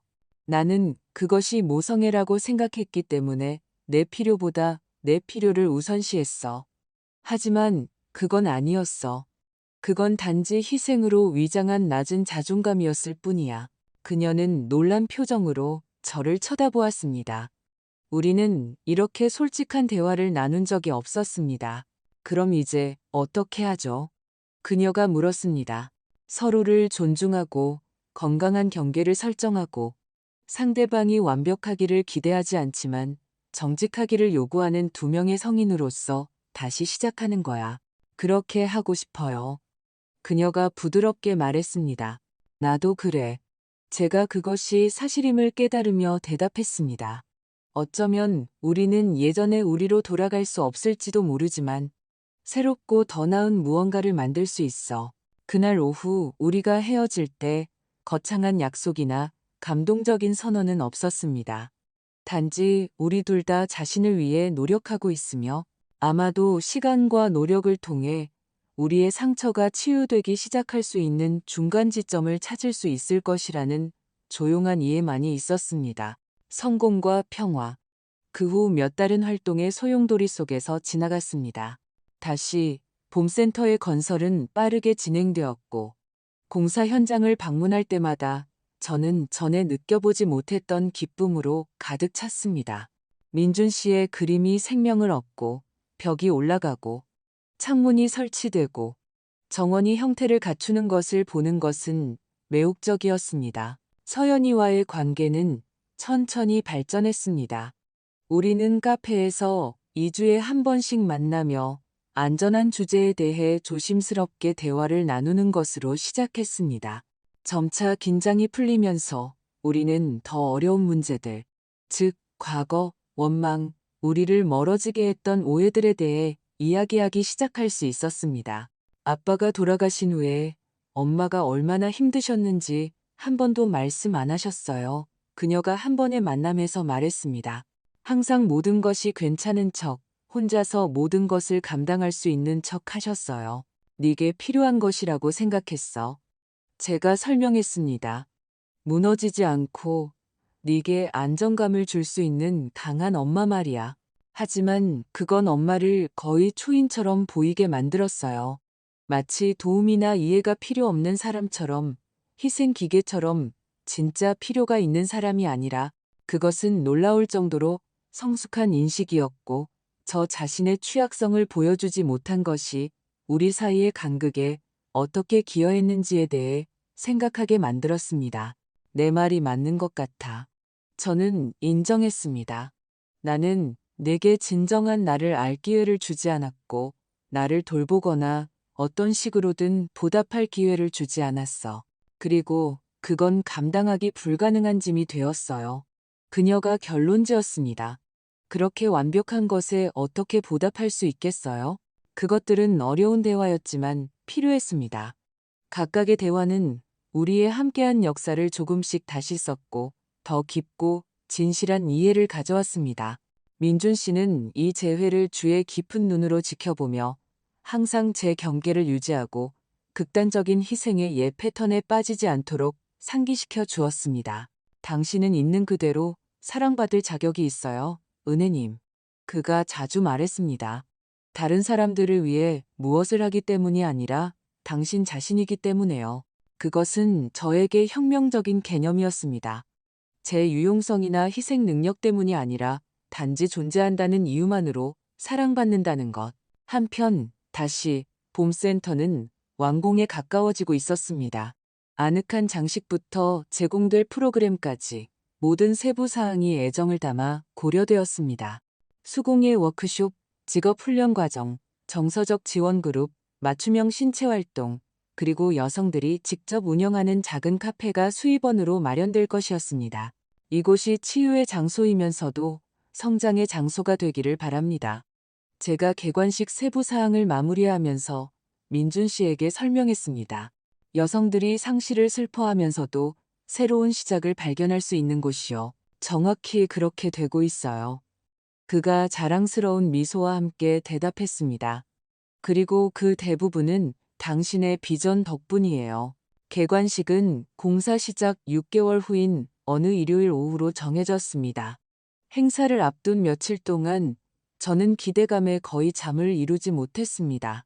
개관식 날 아침, 저는 너무 긴장해서 조심스럽게 골랐던 블라우스에 커피를 쏟았습니다. 언니가 몇 주 전에 골라준 에메랄드 그린 드레스로 급하게 갈아입어야 했습니다. 정말 아름다워. 언니가 저를 데리러 왔을 때 말했습니다. 진정한 커뮤니티 센터장 같아. 저는 긴장하며 미소 지었습니다. 아직도 저 자신을 리더로 다른 여성들의 삶에 변화를 줄 수 있는 사람으로 보는 것이 어려웠습니다. 너무 오랫동안 저는 단지 서연이의 엄마로 다른 사람들을 돌보고 희생하며 뒤에 머무는 여자로 저 자신을 정의해왔습니다. 우리가 다시 봄센터에 도착했을 때 저는 이미 기다리고 있는 사람들의 수에 놀랐습니다. 카메라를 든 기자들, 지역 관계자들, 그리고 수십 명의 여성들이 있었습니다. 프로젝트 준비 중에 만났던 사람들도 있었고, 전에 본 적 없는 사람들도 있었지만, 센터에 대해 듣고 직접 보러 온 사람들이었습니다. 민준 씨는 남색 정장을 멋지게 차려입고 제 것과 같은 긴장된 미소를 지으며 입구에서 저를 기다리고 있었습니다. 준비되셨어요? 그가 팔을 내밀며 물었습니다. 할 수 있는 한 준비됐어요. 제 목소리의 떨림을 억제하려고 애쓰며 대답했습니다. 우리는 함께 주 정원에 마련된 작은 무대까지 걸어갔습니다. 센터는 제가 상상했던 것보다 훨씬 더 아름다웠습니다. 부드러운 톤으로 칠해진 벽, 자연광이 들어오는 거대한 창문, 주 건물을 둘러싼 꽃이 만발한 정원. 여러분, 좋은 아침입니다.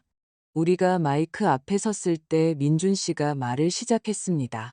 다시 봄센터 개관식에 오신 것을 환영합니다. 이것은 제가 수년 동안 키워온 꿈입니다. 제 할머니, 버림과 편견을 품위와 힘으로 맞섰던 비범한 여성에게서 영감을 받았습니다. 그는 센터의 사명, 제공될 프로그램, 여성들이 정서적 지원뿐만 아니라 삶을 재건하기 위한 실질적인 도구를 찾을 수 있는 공간을 만드는 것의 중요성에 대해 몇 분간 이야기했습니다. 하지만 다시 봄센터는 한 특별한 사람이 없었다면 오늘날과 같지 않았을 것입니다. 그가 저를 향해 돌아서며 말을 이었습니다. 박은혜님은 이 프로젝트의 파트너가 되어달라는 제안을 수락하셨고, 그녀의 인생 경험뿐만 아니라 고통을 목적으로 바꾸는 비범한 능력을 가져다 주셨습니다. 모든 관심이 저에게 쏠리자 얼굴이 화끈거렸습니다. 저는 아직 주목의 중심이 되는 것, 공개적으로 인정받는 것에 익숙하지 않았습니다. 제 차례가 되어 말할 때 손이 너무 떨려서 마이크를 거의 잡을 수 없었습니다. 하지만 말을 시작하자마자 단어들이 마치 평생 말해지기를 기다렸던 것처럼 자연스럽게 흘러나왔습니다. 7개월 전, 저는 보이지 않는 여자였습니다. 저는 제 주위에 조용한 주의가 형성되는 것을 느끼며 시작했습니다. 다른 사람들을 돌보고 희생하고 자신을 마지막에 두는데 평생을 바친 여자였습니다. 자신의 가치가 자신이 무엇인지가 아니라 다른 사람들을 위해 무엇을 할 수 있는지에만 있다고 믿었던 여자였습니다. 저는 군중 속에서 얼굴들을 찾으며 잠시 말을 멈췄습니다. 언니가 자랑스럽게 미소 짓는 것을 보았습니다. 프로젝트 준비 중에 만났던 몇몇 여성들이 눈물을 글썽이는 것을 보았습니다. 그리고 놀랍게도 저는 슬픔과 감탄이 뒤섞인 표정으로 무리 뒤편에 조용히 서 있는 서연이를 보았습니다. 그러다 무슨 일이 일어났습니다. 저는 말을 이었습니다. 고통스럽고 굴욕적이며 저 자신에 대해 믿었던 모든 것을 의심하게 만든 일이었습니다. 그리고 그 고통 속에서 저는 수십 년 동안 무시해왔던 진실을 발견했습니다. 저도 보일 자격이 있고, 저도 존중받을 자격이 있으며, 저도 아니라고 말하고, 경계를 설정하고, 관계에서 상호성을 요구할 권리가 있다는 것을요. 청중 속의 여러 여성이 제 말이 자신의 경험을 반영하는 것처럼 고개를 끄덕였습니다. 다시 봄센터는 그 깨달음에서 태어났습니다. 이곳은 여성들이 세상으로부터 숨거나 상처를 핥는 곳이 아닙니다. 자신의 가치를 발견하고 사회가 부과한 역할 너머의 정체성을 재건하고 다시 시작하기에 결코 늦지 않았다는 것을 배우는 곳입니다. 제가 연설을 마쳤을 때 저는 귀가 먹먹할 정도의 박수갈채를 받았습니다. 전에 본 적 없는 여성들이 저를 안아주고 자신의 이야기를 나누며 제 경험에 얼마나 공감하는지 말해주러 왔습니다. 당신은 제게 희망을 주셨어요. 70대쯤 되어 보이는 한 아주머니가 제 손을 꼭 잡으며 말했습니다. 저는 너무 늙어서 변할 수 없다고, 저를 짐처럼 대하는 자식들에게 존중을 요구할 수 없다고 생각했어요. 하지만 당신은 결코 늦지 않았다는 것을 보여주셨어요. 그 말들은 저를 깊이 감동시켰습니다. 제 고통, 제 이야기가 다른 여성들에게 희망을 줄 수 있다는 생각은 제가 한 번도 고려해 본 적 없는 것이었습니다. 공식 행사가 끝난 후 정원에서 칵테일 파티가 열렸습니다. 손님들과 대화하는 동안 저는 서연이가 조심스럽게 다가오는 것을 보았습니다. 엄마, 그녀가 축하 분위기 속에서 어색해 보이며 말했습니다. 연설 정말 멋졌어요. 그렇게 대중 앞에서 말씀하실 수 있을 거라고는 상상도 못했어요. 나도 그래. 제가 작은 미소와 함께 인정했습니다. 상황이 바뀌면 우리가 자신에 대해 얼마나 많은 것을 발견할 수 있는지 놀라워. 센터를 둘러봐도 될까요? 엄마가 만드는데 도움을 주신 곳을 보고 싶어요. 그것은 예상치 못한 연결의 순간이었습니다. 저는 서연이에게 다시 봄센터의 구석구석을 보여주었고 각 공간의 목적, 우리가 그것을 이용할 여성들의 필요를 생각하며 각 세부 사항을 어떻게 계획했는지 설명했습니다. 인상적이네요. 우리가 명상과 성찰을 위해 설계된 조용한 공간인 뒤뜰 정원에 도착했을 때 그녀가 말했습니다. 이 모든 것에 대해 정말 열정적으로 보이세요. 그래, 저는 확인했습니다.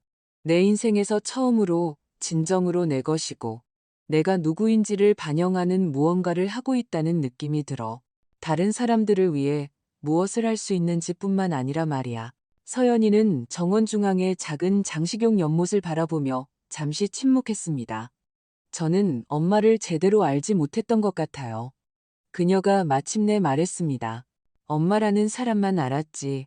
여자로서의 엄마는 몰랐어요. 맞아. 저는 동의했습니다. 하지만 그건 내 탓만은 아니었어. 나도 완전히 보여지는 것을 허락하지 않았어. 헌신적인 엄마 역할 뒤에 숨는 것이 더 쉽고 더 안전했으니까. 그리고 지금은 박은혜가 되는 법을 배우고 있어. 서연이 엄마뿐만 아니라 진우 씨의 미망인뿐만 아니라 다시 봄센터의 소장뿐만 아니라 모든 결점, 장점, 욕망, 두려움을 가진 그냥 박은혜로 말이야. 그녀는 슬프지만 진심 어린 미소를 지었습니다. 그 박은혜가 좋아요. 더 일찍 알았더라면 좋았을 텐데 결코 늦지 않았어. 제가 연설에서 했던 같은 말을 사용하며 대답했습니다. 우리 둘 중 누구에게도 개관식이 끝났을 때 저는 지쳤지만 좋은 의미에서였습니다. 마라톤을 완주한 사람처럼 긴 등반 끝에 마침내 산 정상에 도달한 사람처럼요. 민준 씨와 저는 모두가 떠난 후 뒤에 남아 비어있지만 약속으로 가득 찬 센터를 바라보았습니다. 우리가 해냈어요. 그가 제 어깨에 팔을 두르며 말했습니다. 꿈만 같죠? 그렇죠? 네. 저는 동의했습니다. 제가 그런 일이 일어나기 전까지는 가지고 있는 줄도 몰랐던 꿈이요. 그는 지난 몇 달 동안 익숙해진 애정 어린 시선으로 저를 쳐다보았습니다. 아직 낭만적이지는 않았지만 어쩌면 시간이 지나면 더 큰 무언가로 변할 수 있는 상호 애정과 존경이 있었습니다. 다음은 뭐죠? 그가 물었습니다. 이제 제가 우리가 함께 만든 공간을 둘러보며 대답했습니다. 진짜 일을 시작하는 거죠. 에필로그, 내 이야기의 주인공. 다시 봄센터 개관 2년 후 저는 사무실에서 월간 보고서를 검토하며 여전히 저를 놀라게 하는 성취감을 느끼고 있었습니다. 여성들의 삶 재건을 돕기 위한 작은 프로젝트로 시작했던 것이 훨씬 더 큰 무언가로 변했습니다. 이 2년 동안 400명 이상의 여성이 센터를 거쳐갔습니다. 어떤 이들은 주간 지원 그룹에 참여하기 위해서만 왔고, 다른 이들은 직업 훈련 과정을 위해, 또 다른 이들은 심리 상담 서비스를 위해 왔지만 모두가 다르게, 더 강하게 자신의 가치를 더 잘 알고 관계에서 건강한 경계를 설정할 준비가 된 채 떠났습니다.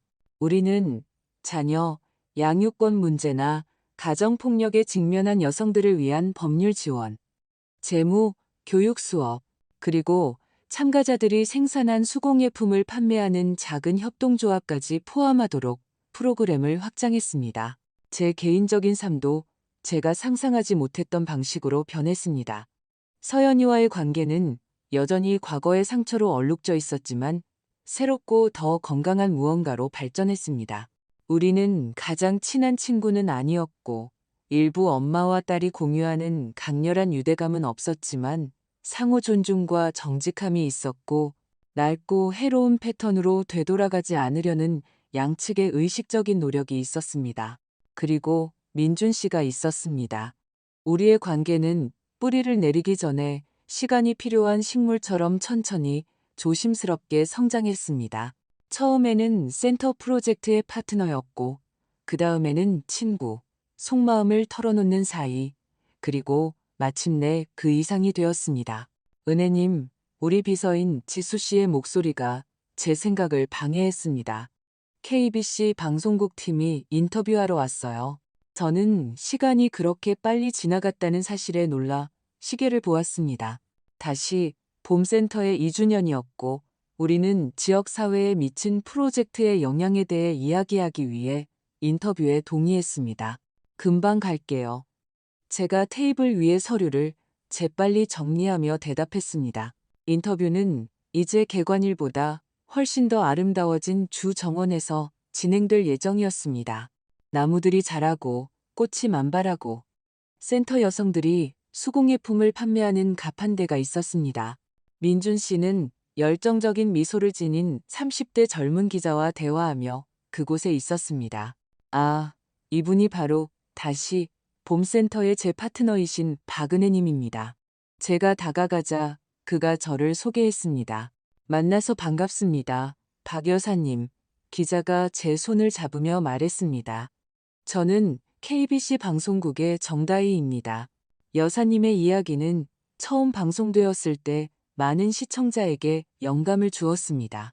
저는 영감을 주는 존재라는 생각에 여전히 어색했지만 어떤 식으로든 제 경험이 다른 여성들에게 감동을 주었다는 것을 받아들이며 미소 지었습니다.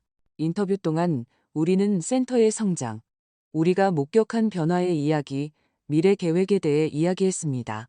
아마도 다른 도시의 지점을 열고 종종 방치와 외로움에 직면하는 노인 여성을 위한 특정 지원을 포함하도록 프로그램을 확장하는 것에 대해서요. 은혜님, 정다희 씨가 어느 순간 말했습니다. 여사님의 개인적인 이야기는 많은 시청자에게 알려져 있습니다.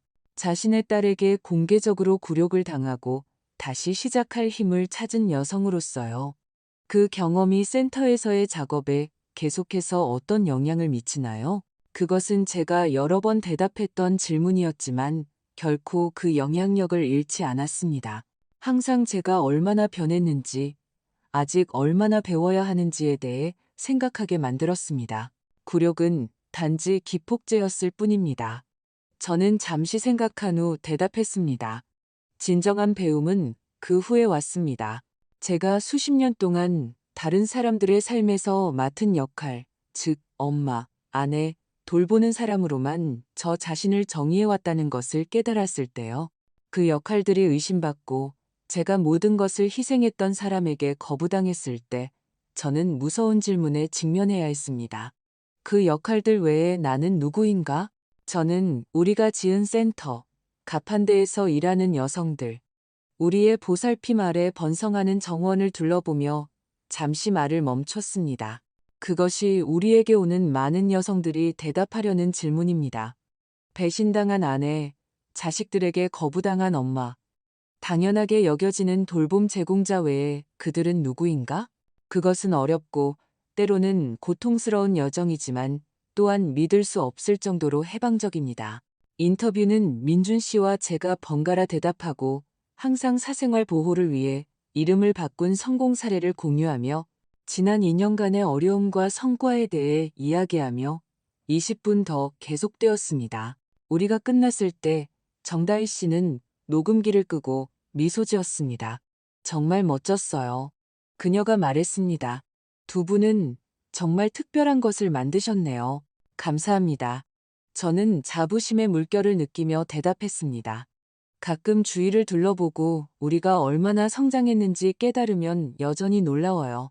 방송팀이 떠난 후 민준 씨와 저는 정원을 거닐며 가판대의 여성들에게 인사하고 수공예품을 감상하기 위해 멈추고 그날의 활동을 위해 온센터 참석자들과 대화했습니다. 행복해 보이시네요. 우리가 꽃나무 아래 벤치에 앉았을 때 그가 말했습니다.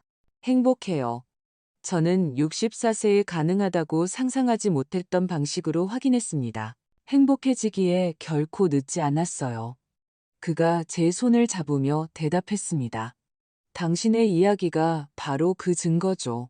우리는 조용히 고개를 끄덕이며 상처받은 여성들을 위한 피난처일 뿐만 아니라 새로운 시작, 두 번째 기회, 자기 발견의 상징이 된 센터를 바라보았습니다. 그 순간 저는 서연이가 주기를 따라 다가오는 것을 보았습니다. 지난 2년 동안 그녀는 센터의 정기적인 방문객이 되었습니다. 처음에는 단지 저를 보기 위해서였고, 그 다음에는 가끔 자원봉사자로 특별 행사나 카페를 도왔습니다. 엄마, 그녀가 손을 흔들며 불렀습니다. 인터뷰에 맞춰왔어요. 방금 끝났어. 제가 가벼운 포옹으로 그녀를 맞이하며 대답했습니다. 하지만 다음 주 금요일에 방송될 거야. 볼게요. 그녀가 약속했습니다. 어떻게 하셨는지 보고 싶었어요. 내 엄마는 언제나처럼 훌륭했어. 민준 씨도 그녀를 맞이하며 일어섰습니다. 서연이는 미소 지었습니다. 제가 예전에 알던 것보다 더 부드럽고 더 성숙한 미소였습니다. 지난 몇 년은 그녀에게도 힘들었습니다. 취소된 결혼식, 공개적인 굴욕, 피상적이었던 몇몇 친구들의 상실. 하지만 저처럼 그녀도 고통을 통해 자신의 길을 찾았습니다. 센터에 가져온 게 있어요. 그녀가 들고 있던 상자를 내밀며 말했습니다. 도서관에 둘 책 몇 권이요. 집에 있던 고전인데 이제 안 읽는 것들이에요. 그것은 작지만 의미 있는 제스처였습니다. 다시 한번 다리를 놓고 우리가 만든 이 새로운 세상에서 자신의 자리를 찾으려는 시도였습니다. 고마워. 저는 진심으로 감동하여 대답했습니다. 여성들이 정말 좋아할 거야. 서연이가 센터 도서관에 책을 전해주러 가는 동안 민준 씨가 생각에 잠긴 표정으로 저를 쳐다보았습니다. 놀랍죠? 그렇죠? 인생이 그렇게 짧은 시간 안에 완전히 바뀔 수 있다는 게, 네, 저는 지난 2년 반 동안 일어난 모든 일을 생각하며 동의했습니다. 내 인생 최악의 밤이 최고의 단계의 시작이 될 줄 누가 알았겠어요? 그날 밤 센터에서의 바쁜 하루를 보낸 후, 저는 이제 민준 씨와 함께 사는 아파트로 돌아왔습니다. 그곳은 사진으로 가득 찬 밝고 아늑한 공간이었습니다. 우리 둘뿐만 아니라 다시 봄센터에 의해 삶이 바뀐 여성들의 사진. 우리가 이 몇 년 동안 함께 공유했던 특별한 순간들의 사진이었습니다.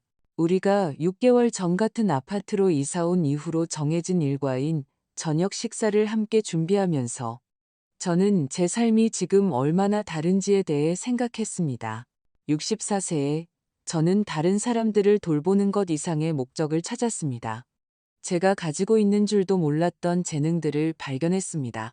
일방적인 희생이 아닌 상호 존중에 기반한 관계를 구축했습니다. 필요할 때 아니오라고 말하고 정말로 원할 때 네라고 말하는 법을 배웠습니다. 무슨 생각하세요? 민준 씨가 제 생각의 흐름을 끊으며 말했습니다. 인생이 얼마나 예측 불가능한지에 대해 생각하고 있었어요. 그 순간에는 재앙처럼 보이는 것이 어떻게 당신에게 일어난 최고의 일로 변할 수 있는지에 대해서요. 결혼식 얘기하시는 거예요? 네. 만약 서연이가 그런 식으로 저를 모욕하지 않았다면, 만약 당신이 저를 변호하기 위해 일어서지 않았다면, 저는 아마도 여전히 그녀의 삶의 변두리에서 살며 관심의 부스러기를 받아들이고 알아주지도 않는 누군가를 위해 제 행복을 희생하고 있었을 거예요. 민준 씨가 저를 팔로 감쌌습니다. 그 포옹은 세상에서 제 안전한 장소가 되었습니다. 당신은 어쨌든 당신의 길을 찾았을 거예요. 그가 말했습니다. 어쩌면 더 오래 걸렸을지도 모르고 덜 극적이었을지도 모르지만 당신 같은 내면의 힘과 사랑하고 재창조하는 능력을 가진 여성은 항상 빛을 향한 자신의 길을 찾아요. 저는 그의 말에 제가 최근에야 발견한 힘을 인정해 주는 것에 감동하여 미소 지었습니다. 저를 가장 행복하게 하는 것은 제가 말을 이었습니다. 제가 단지 살아남는 것이 아니라, 단지 존재하는 것이 아니라, 진정으로 살고 창조하고 저 자신보다 더 큰 무언가에 기여하고 있다는 것을 아는 것입니다. 그리고 다른 여성들이 똑같이 하도록 영감을 주는 것이죠. 그가 덧붙였습니다. 전화벨이 울리며 우리의 대화를 방해했습니다. 언니였습니다. 다시 봄센터가 후보로 오른 상에 대한 소식이었습니다. 혁신적인 사회 프로젝트에 대한 전국적인 인정이었습니다. 우리가 최종 후보야. 그녀가 흥분을 거의 감추지 못하며 외쳤습니다. 전국 최고의 새 프로젝트 중 하나야. 그 소식은 놀랍고 흥미진진했습니다. 전화를 끊었을 때 저는 인생의 아이러니에 웃지 않을 수 없었습니다. 결혼식에서 굴욕당한 사람에서 전국적인 상의 최종 후보가 되다니 제가 말했습니다. 인생은 흥미로운 유머 감각을 가지고 있네요. 그리고 정의감도 있죠. 민준 씨가 대답했습니다. 당신은 모든 인정, 모든 기쁨의 순간, 모든 기회를 받을 자격이 있어요. 그날 밤, 민준 씨 옆에 누워 저는 지난 몇 년간의 여정을 마음속으로 되짚어 보았습니다. 거절의 고통, 제 딸이 저를 실제로 어떻게 보았는지에 대한 고통스러운 발견, 제가 수십 년 동안 사랑이라는 이름으로 저 자신을 지워왔다는 충격, 하지만 또한 그 역할들 외에 제가 누구인지 발견하는 기쁨, 의미 있는 무언가를 만드는 즐거움, 감정적인 의존이 아닌 상호 존중에 기반한 관계를 설정하는 평화. 제가 결코 원한다고 알지 못했던 복수는 서연이를 고통스럽게 하거나 그녀가 한 짓을 후회하게 만드는 것이 아니었습니다. 진정한 복수는 그녀와 무관하게 저 자신의 행복을 발견하고 특정인의 승인이나 사랑에 의존하지 않는 충만하고 의미 있는 삶을 구축하는 것이었습니다. 그리고 그 과정에서 역설적으로 저는 제 딸과 더 건강한 관계를 위한 공간을 만들었습니다.